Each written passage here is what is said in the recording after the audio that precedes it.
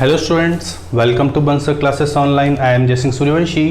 Last lecture में student हमने discuss किया था कि पिट्यूटरी ग्लैंड से अगर पिट्यूटरी ग्लैंड से जो बेटा हार्मोन्स रिलीज होते हैं उनका अगर कम सीक्रेशन होता है तो कौन सी डिजीज़ होती है, और अगर ओवर सीक्रेशन होता है, अगर एक्सेसिव सीक्रेशन होता है तो कौन सी डिजीज़ होती है। हम डिस्कस कर लिया था बेटा, जाइजेंटिज्म डिस्कस कर लिया था हमने, डार्फिज्म डिस्कस कर लिया था और एक्रोमेगेली डिजीज़ को हम डिस्कस कर लिया था। इसके बाद में हमने नेक्स्ट जो ग्लैंड पढ़ी थी वो थी बेटा पीनियल ग्लैंड, और पीनियल ग्लैंड भी हमने देखा था डायेंसेफेलॉन के रूप में प्रेजेंट होती है। ठीक है, तो ये रूप में प्रेजेंट होती है डायेंसेफेलॉन के, साथ ही साथ में पीनियल ग्लैंड दो हार्मोन रिलीज करती है। दोनों ही हार्मोन के रोल और उनके बारे में थोड़ा सा इंफॉर्मेशन हमने ले ली थी। दो हार्मोन रिलीज होते हैं पीनियल ग्लैंड के थ्रू, जो कि है सीरोटोनिन और मेलेटोनिन। ठीक है, दोनों के फंक्शंस हमने पढ़ लिए थे। इसके बाद में हम डिस्कस किया था कि थायराइड ग्लैंड क्या होती है। थायराइड ग्लैंड एच शेप की ग्लैंड होती है और कहाँ लोकेटेड होती है, तो हम ये सब लिख चुके थे। कैसी होती है ओरिजिन में, तो ये भी हम लिख चुके थे। इसके बाद में आज की क्लास में हम आगे का पार्ट डिस्कस करेंगे बेटा डिसऑर्डर, फिजियोलॉजिकल डिसऑर्डर कौन से हैं जो कि थायराइड ग्लैंड के ओवर सीक्रेशन या फिर जो है लेस सीक्रेशन की वजह से होते हैं। तो फिजियोलॉजिकल डिसऑर्डर में हम देखेंगे बेटा हाइपरथायरॉयडिज्म और हाइपोथायरॉयडिज्म। सबसे पहले डिस्कस करते हैं बेटा हम हाइपोथायरॉयडिज्म। सबसे पहले डिस्कस करते हैं बेटा हम फिजियोलॉजिकल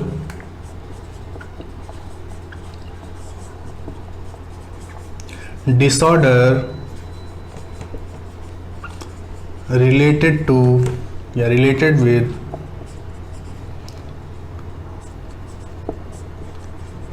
थायराइड ग्लैंड। कौन कौन से फिजियोलॉजिकल डिसऑर्डर है जो कि देखने को मिलते हैं हमें थायराइड ग्लैंड से, जो थायरोक्सिन हार्मोन है उसके लेस या ओवर सीक्रेशन की वजह से। तो हम इसमें देख रहे हैं बेटा फर्स्ट जो कि है हाइपोथायरॉयडिज्म।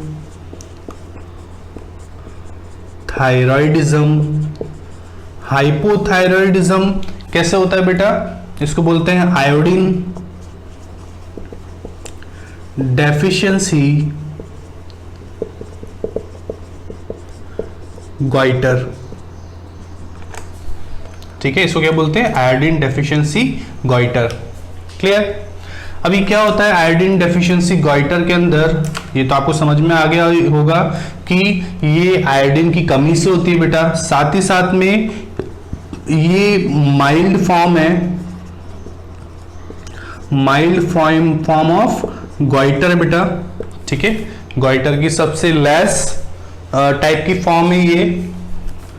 इसमें क्या होता है, लॉस ऑफ एपेटाइट, भूख कम लगती बेटा।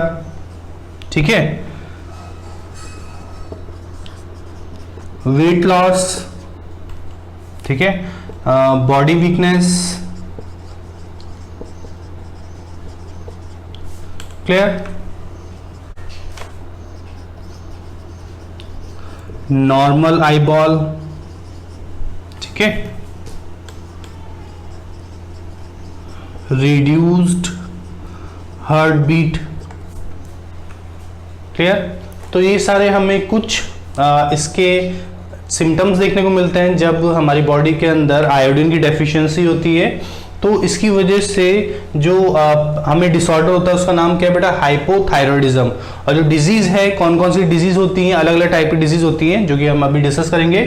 तो बेटा हाइपोथायरॉयडिज्म क्या कंडीशन है, क्या फिनोमिना है। हाइपोथायरॉयडिज्म का मतलब है कि अगर थायराइड ग्लैंड के थ्रू थायरोक्सिन हार्मोन जो है बेटा, है ना, जो कि आयोडीनेटेड हार्मोन है, उसका अगर लेवल हमारी बॉडी के अंदर कम होता है तो इसे बोलते हैं हम हाइपोथायरॉयडिज्म।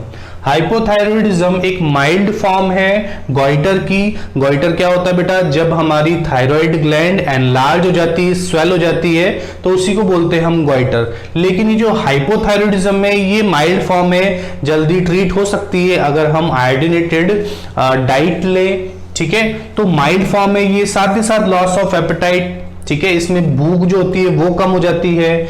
हमारी बॉडी की जो बीएमआर है,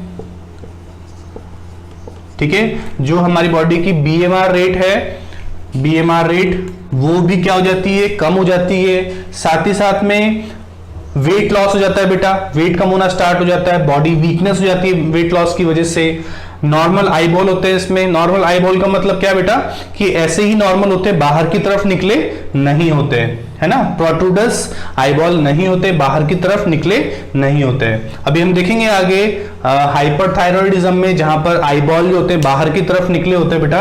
रिड्यूस्ड हार्ट बीट, यहाँ पे हार्ट बीट जो होती है वो भी क्या होती है, रिड्यूस्ड होती है, नॉर्मल नहीं होती है। ठीक है, जितनी हमारी नॉर्मल हार्ट बीट होती है उतनी ये नहीं होती है। तो ये सारे कुछ सिम्टम्स देखने को मिलते हैं जब हाइपोथायरॉयडिज्म जैसा कंडीशन होती है, जब आयोडीन की डेफिशिएंसी होती है। तो ये समझ में आ गया होगा आपको बेटा कि आयोडीन की कमी से ये गॉइटर होता है, और ये लेस डेवलप्ड फॉर्म है गॉइटर की, माइल्ड फॉर्म है। ठीक है, तो इन सिम्टम्स को आप नोट डाउन कर लीजिए, फिर हम आगे बढ़ते हैं डिजीज की तरफ।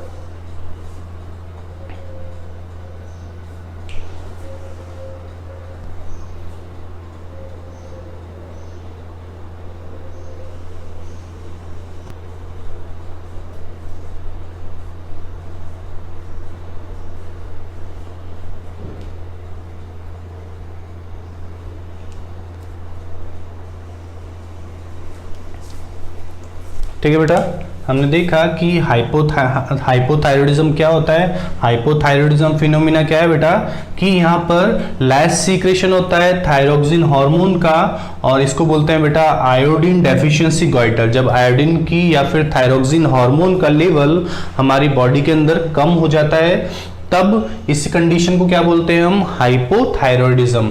अब इससे हाइपोथायरॉयडिज्म से होने वाली जो डिजीजेस है उनको हम डिस्कस करेंगे बेटा। दो डिजीज है, दोनों को डिस्कस करते हैं हम। इससे पहले देख लिया हमने ये कि ये एक माइल्ड फॉर्म है गॉइटर की। कैसी फॉर्म बेटा, एक माइल्ड फॉर्म है, और इसके अंदर बॉडी की जो बीएमआर रेट होती है वो कम हो जाती है। ठीक है, बेसल मेटाबॉलिक रेट जो होती है वो कम हो जाती है। जितने भी न्यूट्रिएंट्स होते हैं वो क्या होते हैं बेटा, लेस मेटाबोलाइज होते हैं। साथ ही साथ में लॉस ऑफ एपेटाइट, है ना, भूख जो होती है वो कम लगती है। वेट लॉस होता है बॉडी का, है ना। स्वेटिंग जो होती है वो कम होती है बेटा, बॉडी वीकनेस हो जाती है। नॉर्मल आई बॉल देखने को मिलते हैं, साथ ही साथ रिड्यूस्ड हार्ट बीट। तो ये सारी चीजें हमें यहाँ पर देखने को मिलती है। और ये सब कब होता है बेटा, तो due to less secretion of thyroxine. ठीक है, क्यों होता है, लेस सीक्रेशन की वजह से होता है थायरोक्सिन के। हाइपो मतलब क्या होता है बेटा, कम। ठीक है, हाइपोथायरॉयडिज्म। तो हमने देखा कि थायराइड ग्लैंड दो तरह के हार्मोन रिलीज करता है, एक तो आयोडीनेटेड, दूसरा नॉन आयोडीनेटेड। आयोडीनेटेड कौन सा है बेटा, जो कि हमने डिस्कस किया है T3 और T4। ठीक है, T3 और T4 जो है दोनों आयोडीनेटेड है, और थायरोकैल्सिटोनिन नॉन आयोडीनेटेड है। ठीक है, तो अभी हम डिस्कस कर रहे हैं बेटा थायरोक्सिन हार्मोन के ज्यादा सीक्रेशन की वजह से क्या होता है, और कम सीक्रेशन की वजह से होता है।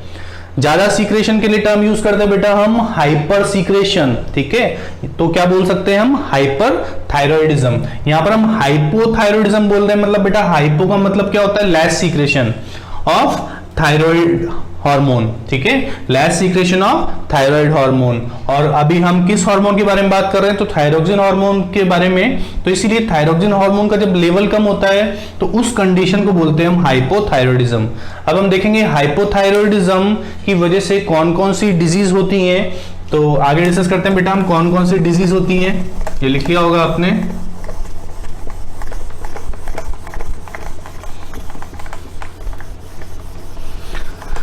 हाइपरथायरॉयडिज्म की वजह से कौन कौन सी डिजीज होती हैं, कौन से डिसऑर्डर हमें देखने को मिलते हैं। अभी हम जो पढ़ रहे हैं ये सारी हार्मोनल डिजीज हैं। ठीक है, हमने एक चैप्टर में इन्फेक्शियस, नॉन इन्फेक्शियस अलग डिजीज को डिस्कस किया था। अभी हम हार्मोनल डिजीज को देख रहे हैं। हेरिडिटी डिजीज भी हमने देख ली थी कुछ। ठीक है, जब हमने हेरिडिटी वाला चैप्टर पढ़ा था। इसके बाद में हम लिखेंगे बेटा जो फर्स्ट डिजीज है, disease related with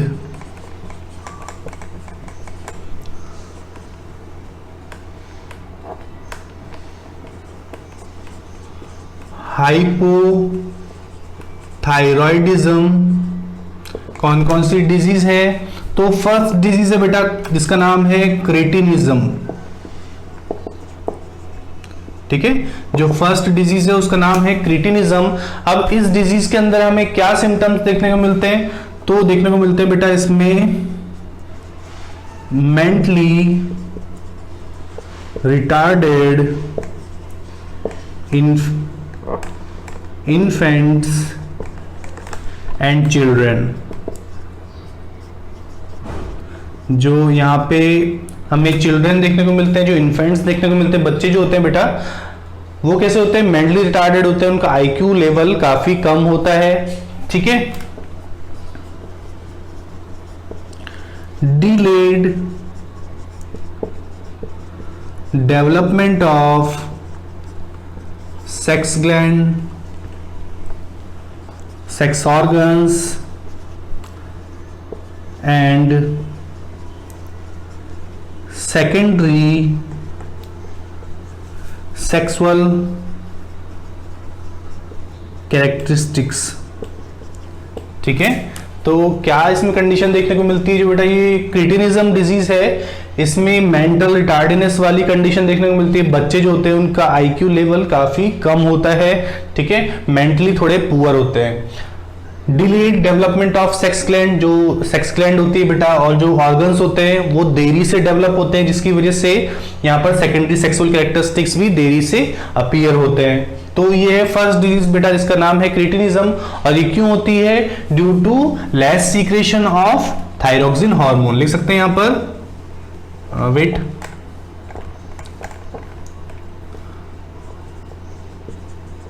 caused due to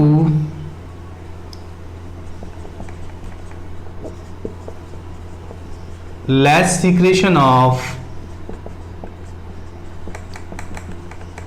thyroxine hormone. ठीक है, क्यों होती है बेटा? तो लेस सीक्रेशन की वजह से होती है, थायराइड ग्लैंड से रिलीज होने वाले थायरोक्सिन हार्मोन के। तो थायरोक्सिन हार्मोन का लेवल जब कम होता है तब ये डिजीज होती है जिसका नाम है क्रेटिनिज्म। और क्रेटिनिज्म में हमने देखा कि क्या कंडीशन होती है इसमें? तो मेंटल रिटार्डनेस वाली कंडीशन होती है बेटा। बच्चे जो होते हैं उनका मेंटली लेवल काफी पुअर होता है। साथ ही साथ में यहाँ पर लेट डेवलपमेंट देखने को मिलता है सेक्स ऑर्गन्स का, है ना, ग्लैंड्स का और सेकेंडरी सेक्सुअल कैरेक्टरिस्टिक्स का। ठीक है, तो इनको भी आप नोट डाउन कर लीजिए।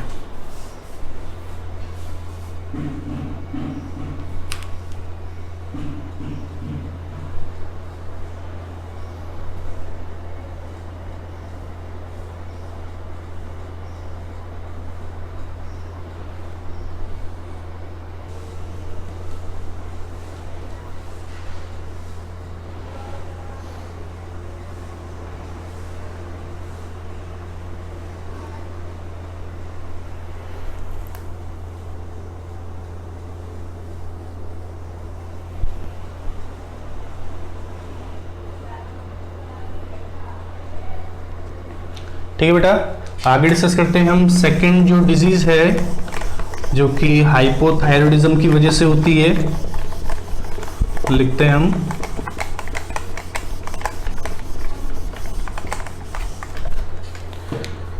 सेकंड डिजीज है बेटा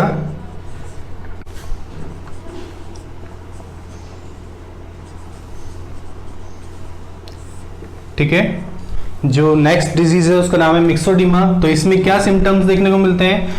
ये भी कब होती है बेटा? Due to less secretion of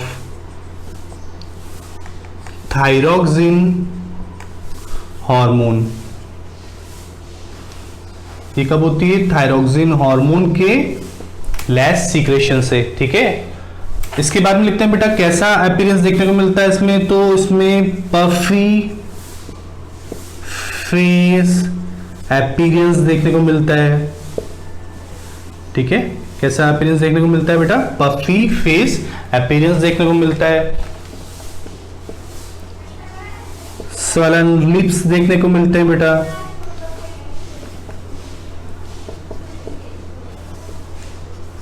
thickened knows देखने को मिलती है, और साथ ही साथ में रिटार्डेड सेक्सुअल पावर। तो बेटा नेक्स्ट डिजीज है मिक्सोडीमा, और ये क्यों होती है? तो due to less secretion of thyroxine hormone. Thyroxine hormone का जब लेस सीक्रेशन होता है उसकी वजह से कौन सी डिजीज होती है बेटा? मिक्सोडीमा। ठीक है, इसमें पफी फेस अपीयरेंस देखने को मिलता है बेटा। जो हमारी स्किन होती है उसकी सबक्यूटेनियस लेयर जो होती है उसके अंदर ज्यादा से ज्यादा अमाउंट में थिकनिंग होने लग जाती है, जिसकी वजह से जो बॉडी के बहुत सारे पार्ट्स हैं, फेस वाला पार्ट जो है बेटा वो पफी दिखता है। ठीक है, सॉलन लिप्स दिखते हैं, और साथ ही साथ जो नोज होती है ये नोज भी कैसी होती है? थिक नोज होती है। ठीक है, और जो बेटा ऐसे जितने भी पेशेंट होते हैं, है ना, जो भी मिक्सोडीमा होते हैं, मिक्सोडीमा के जितने पेशेंट हैं उनकी सेक्सुअल पावर रिटार्डेड होती है, इतनी ज्यादा नहीं होती है, इतनी ज्यादा डेवलप तरह की नहीं होती है। तो ये डिजीज भी डिस्कस कर ली हमने जिसका नाम है मिक्सोडीमा। इसके बाद में हम डिस्कस करते हैं बेटा गॉइटर। गॉइटर के टाइप क्या क्या हैं? ठीक है,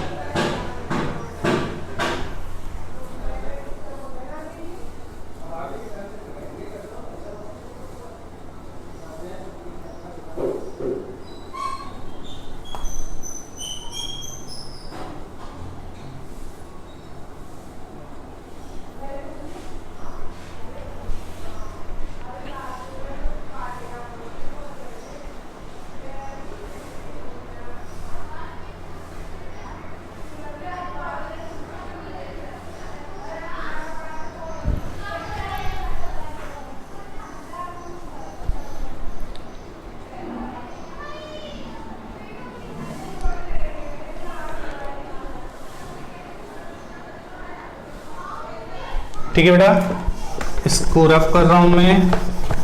आगे डिस्कस करते हैं, एक और डिस्कस कर लेते हैं बेटा इसमें गॉइटर।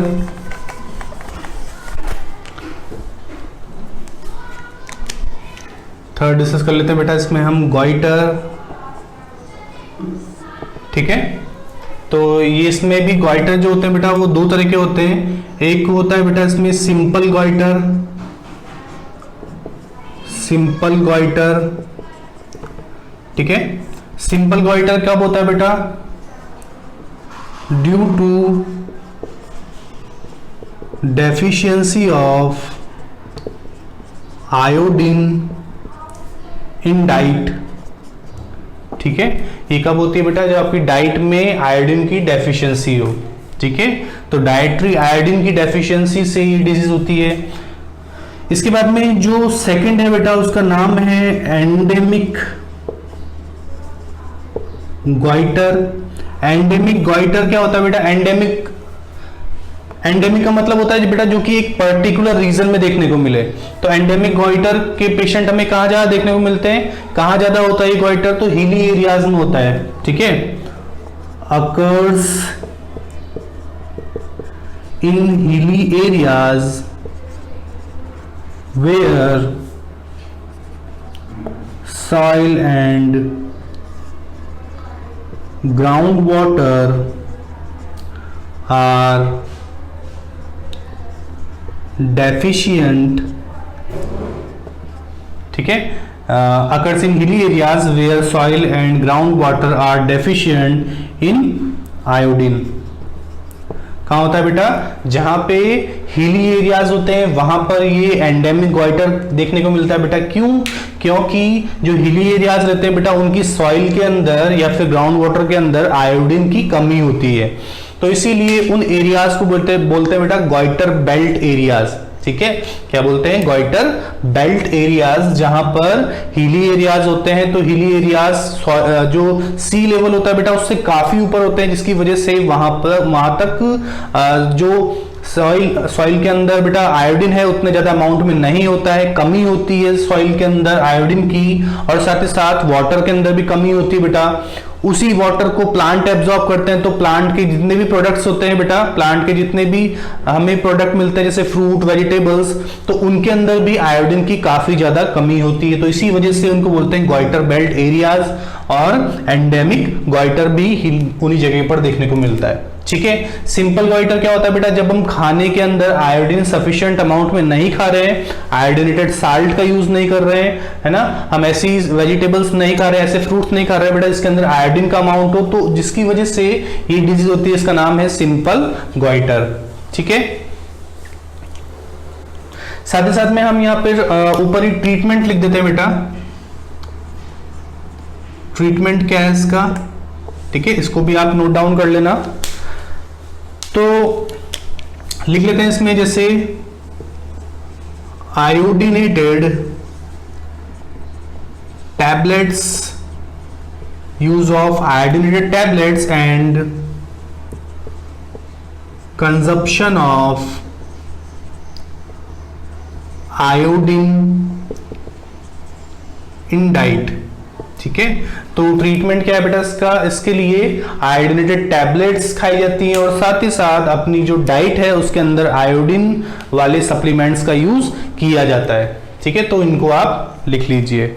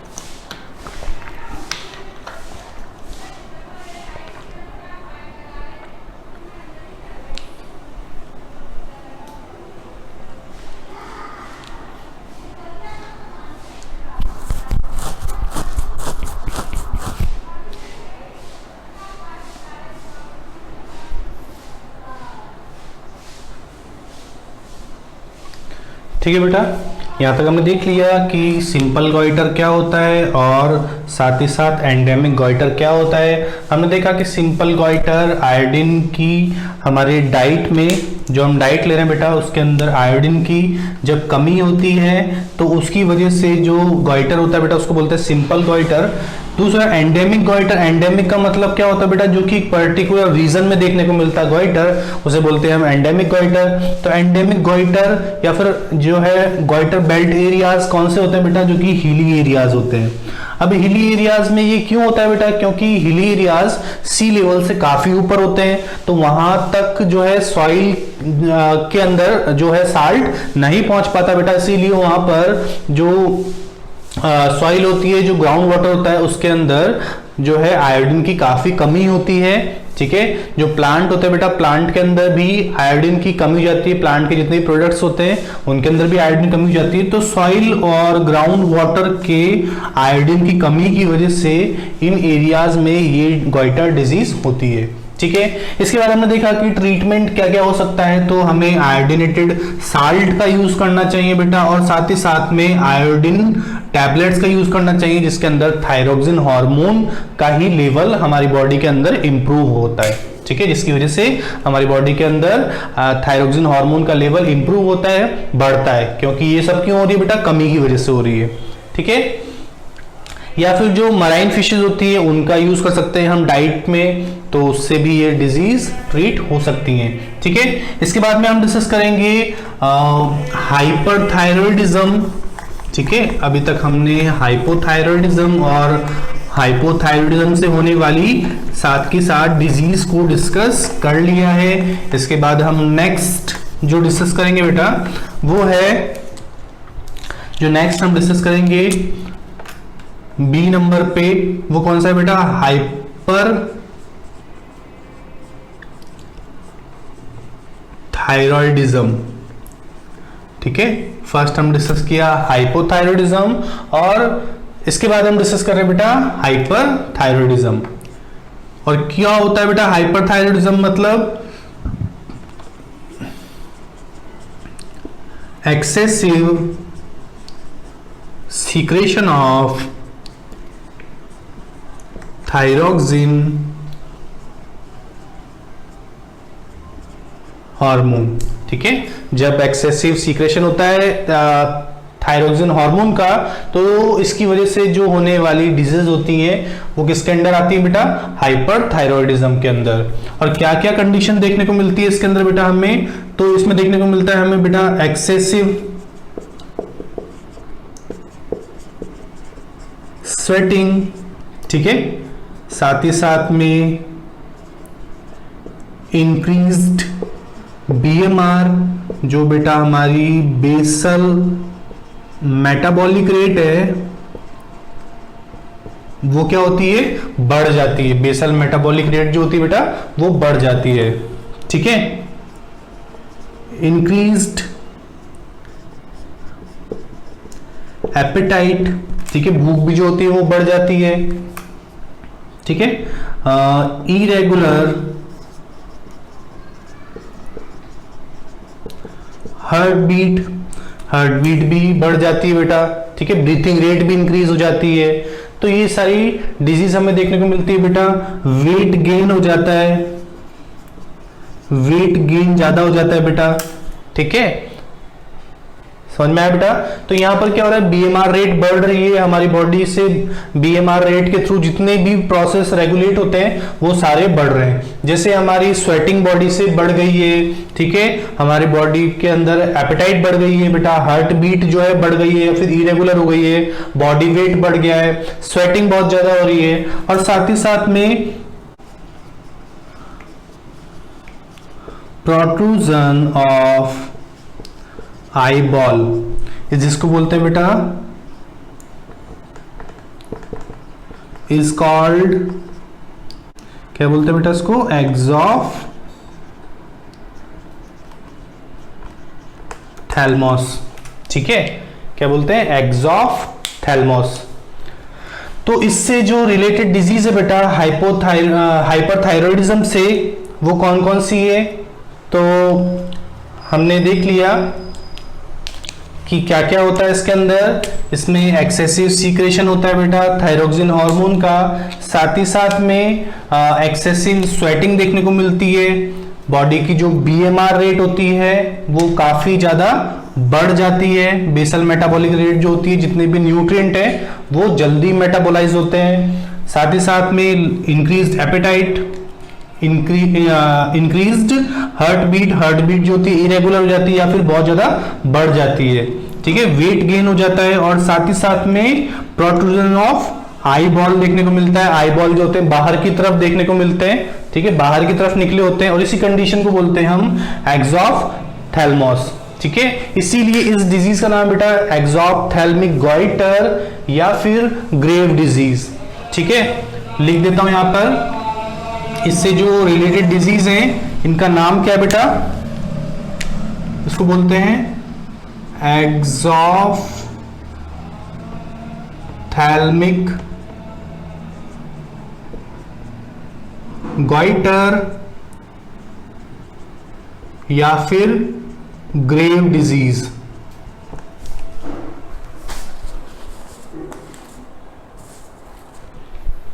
ठीक है, ठीक है बेटा, तो इसी बोलते हैं हम एक्सॉफ्थैल्मिक गॉइटर या फिर ग्रेव डिजीज। ये टॉक्सिक गॉइटर होता है बेटा, जो अभी हमने इससे पहले वाली फॉर्म जो देखी थी हाइपोथायरॉयडिज्म से जो गॉइटर हो रहा था बेटा, वो कैसा था? माइल्ड कंडीशन थी गॉइटर की। ये जो कंडीशन है गॉइटर की कैसी है? Toxic condition. ठीक है, तो इसलिए इसको टॉक्सिक गॉइटर भी बोलते हैं, जो कि हाइपरथायरॉयडिज्म की वजह से होती है। थायरोक्सिन हार्मोन का लेवल जब ब्लड के अंदर इंक्रीज हो जाता है तो इसकी वजह से बीएमआर रेट भी इंक्रीज हो जाती है, बेसल मेटाबॉलिक रेट भी इंक्रीज हो जाती है। अब बेसल मेटाबॉलिक रेट इंक्रीज होगी तो क्या होगा? बॉडी के जितने भी प्रोसेस हैं जो कि बेसल मेटाबॉलिक रेट से जुड़े हुए हैं वो सारे भी क्या हो जाएंगे? इंक्रीज हो जाएंगे। जैसे हमारी हार्ट बीट बढ़ जाएगी, स्वेटिंग बढ़ जाएगी बेटा, ब्रीथिंग रेट इंक्रीज हो जाएगी, भूख ज्यादा लगेगी हमें, ठीक है, वेट गेन ज्यादा होगा, और साथ ही साथ में हमारा जो आई बॉल है वो बाहर की तरफ देखने को मिलता है। इसी कंडीशन को बोलते हैं एक्सॉफ्थैल्मोस। ठीक है, तो इसीलिए इस डिजीज का नाम क्या है, एक्सोप्थेल्मिक गॉइटर या फिर ग्रेव डिजीज या फिर टॉक्सिक गॉइटर। ठीक है बेटा, तो ये सारे पॉइंट्स हमने डिस्कस कर लिए, नोट डाउन कर लीजिए इसको।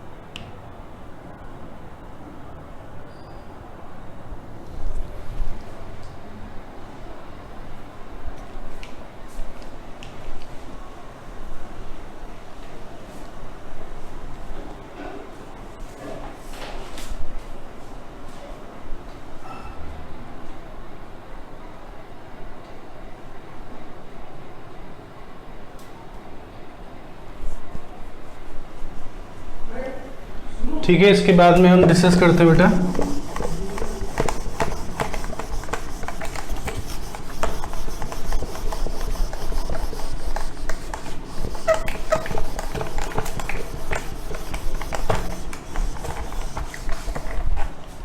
इसके बाद हम देखते हैं क्या ट्रीटमेंट है इसका। तो हमें पता है बेटा कि जो हाइपरथायरॉयडिज्म में या जो ग्रेव डिजीज है इनमें क्या होता है कि जो थायराइड ग्लैंड है उनका इन्फ्लेमेशन हो जाता है बेटा, है ना, वो एनलार्ज हो जाती है। तो जितना भी एनलार्ज पार्ट है या फिर जो इन्फ्लेम्ड थायराइड ग्लैंड है उसको सर्जिकली रिमूवल कर दिया जाता है। तो लिख सकते हैं हम surgically removal of inflamed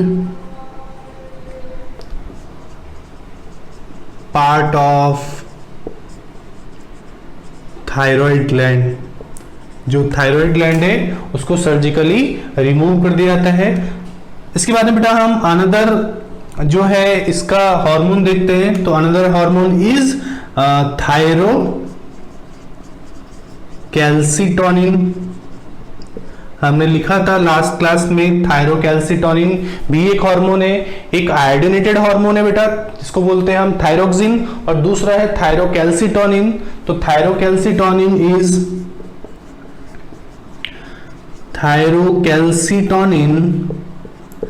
is non iodinated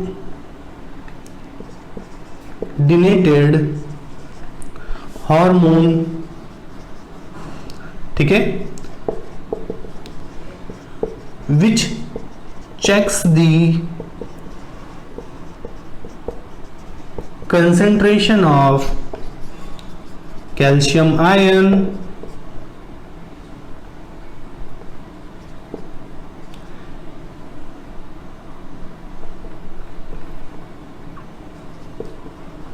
in blood plasma.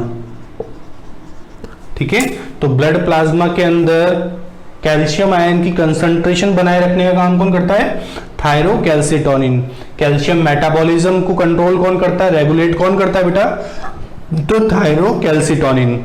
ठीक है, अब आप समझ सकते हैं बेटा कि कैल्शियम आयन कितना ज्यादा इंपॉर्टेंट है हमारी नर्व्स के प्रॉपर फंक्शनिंग के लिए, ठीक है, हमारी मसल टोन के लिए, हमारे टीथ के लिए, हमारी बोन्स को स्ट्रांग बनाने के लिए, इन सब के लिए जो है कैल्शियम आयन बहुत ज्यादा इंपॉर्टेंट है। साथ ही साथ हमारी सेल्स की, सेल मेम्ब्रेन की जो परमेबिलिटी होती है उसको बनाए रखने के लिए भी कैल्शियम आयन बहुत ज़्यादा इंपॉर्टेंट है।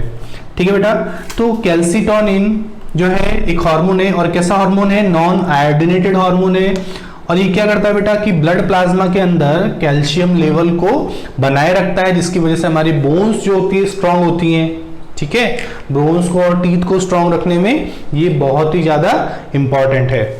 ठीक है, यहां तक बात समझ में आ गई कि कैल्सिटोनिन क्या फंक्शन करता है। इसके बाद में हम एक नेक्स्ट पॉइंट लिखते हैं बेटा। ठीक है, इसके बारे में एक नेक्स्ट पॉइंट और लिख लेते हैं कि थायरोकैल्सिटोनिन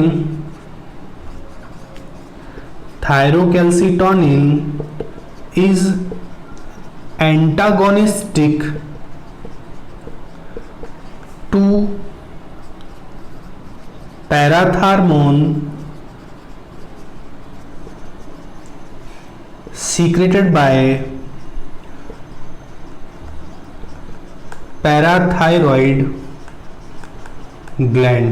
ठीक है, तो थायरोकैल्सिटोनिन, कई बार क्वेश्चन आता है बेटा थायरोकैल्सिटोनिन कौन से हार्मोन के एंटागोनिस्टिक है। ठीक है, इसका अपोजिट फंक्शन है बेटा।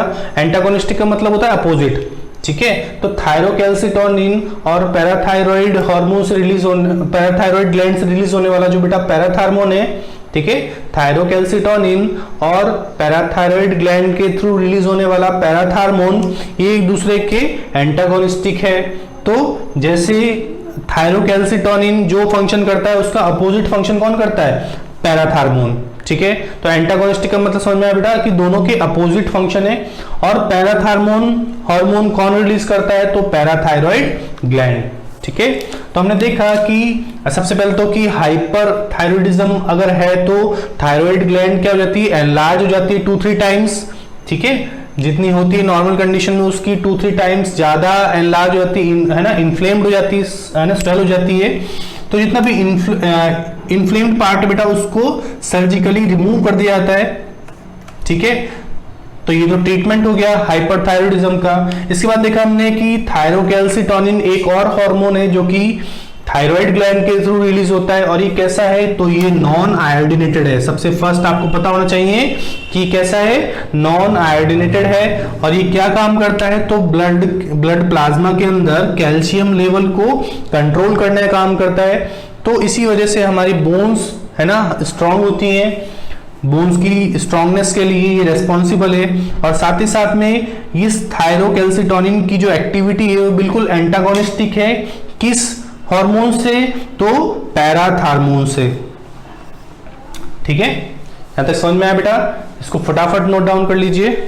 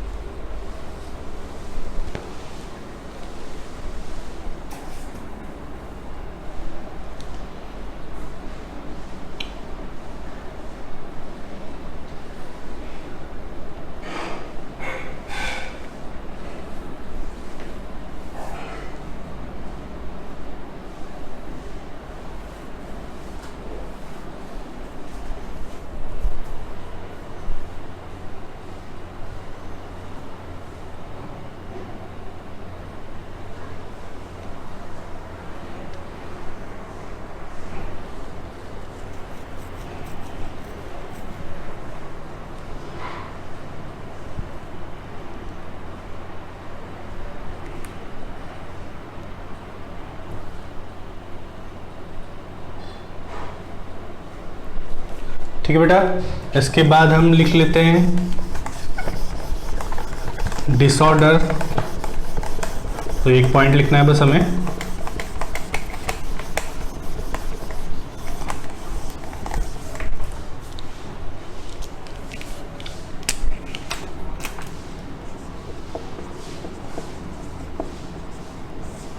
ठीक है,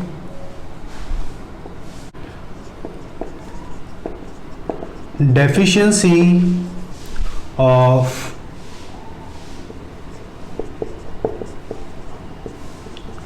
थायरोकैल्सिटोनिन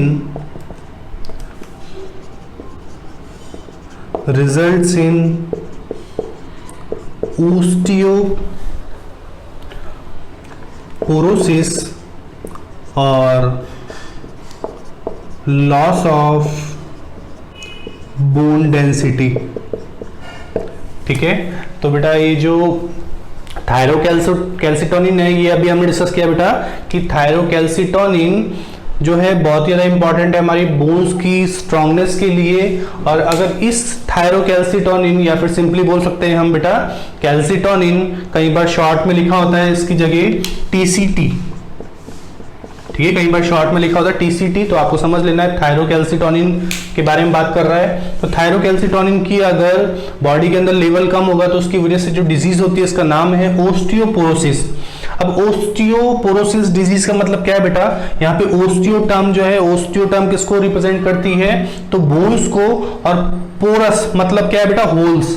तो बोन्स में छोटे छोटे होल्स बन जाते हैं जिसकी वजह से जो बोन्स होती है वो फ्रेजाइल हो जाती है, ब्रेकेबल हो जाती है बेटा, और साथ ही साथ बोन की जो डेंसिटी होती है वो कम होना स्टार्ट हो जाती है। तो मेनली ये ओस्टियोपोरोसिस देखने को मिलता है बेटा एजेड लोगों में, एजेड पीपल में, है ना। तो आज की क्लास में हमने बेटा देखा है कि थायराइड ग्लैंड के थ्रू थायराइड दो तरह के हार्मोन रिलीज होते हैं। फर्स्ट है थायरोक्सिन हार्मोन जो कि आयोडीनेटेड हार्मोन है, और दूसरा है थायरोकैल्सिटोनिन जो कि नॉन आयोडीनेटेड हार्मोन है। थायरोकैल्सिटोनिन जो है उसकी कमी से कौन सी डिजीज होती है, तो ओस्टियोपोरोसिस या बोन डेंसिटी जो होती है कम हो जाती है। साथ ही साथ हमने देखा कि थायरोक्सिन हार्मोन जो कि T3 T4 है, हमने देखा था टेट्रा आयोडोथायरोनिन और ट्राई आयोडोथायरोनिन, ये दोनों मिलके एक एक्टिविटी करते हैं बेटा। तो अगर इनका लेवल ज्यादा होता है थायरोक्सिन हार्मोन का, तो उसकी वजह से जो फिनोमिना है उसको बोलते हैं, उस कंडीशन को बोलते हैं बेटा हम, कम होने की वजह से हाइपोथायरॉयडिज्म, और अगर ज्यादा होता है तो हाइपरथायरॉयडिज्म। हाइपरथायरॉयडिज्म और हाइपोथायरॉयडिज्म से रिलेटेड जितनी भी डिजीज है हमने उन डिजीज को डिस्कस किया है बेटा। जैसे हमने मिक्सोडीमा को डिस्कस किया, हमने क्रेटिनिज्म को डिस्कस किया, हमने ग्वाइटर के दोनों टाइप डिस्कस किए बेटा। ठीक है, ग्वाइटर बेल्ट एरियाज क्या होता है ये डिस्कस किया हमने, है ना। हमने ग्रेव डिजीज को देखा, एक्सॉप्थेल्मिक ग्वाइटर को हम डिस्कस किया। वेट,